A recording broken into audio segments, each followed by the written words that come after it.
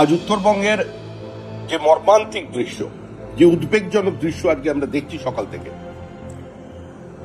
তাতে উত্তরবঙ্গ কতটা পিছিয়ে পড়েছে, কতটা বঞ্চিত, এবং গত 14 বছরে কার্যত উত্তরবঙ্গের নিকাশি ব্যবস্থা, উত্তরবঙ্গের ইরিগেশনের মধ্যে কোনো মৌলিক পার্থক্য বর্তমানে সরকার আনতে পারেনি।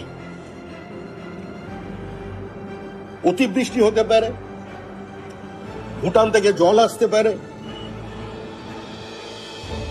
নদী ভাঙন হতে পারে, কিন্তু বিভিন্ন উত্তরবঙ্গের জেলা শহরের মধ্যে যেভাবে জল জমছে, তাতে এটা পরিষ্কার যে এই সরকারের পরিচালিত বা দখল করা মিউনিসিপ্যালিটি গুলো, তারাও যে সম্পূর্ণ এতে ব্যর্থ, সেটা মানুষের সামনে পরিষ্কার।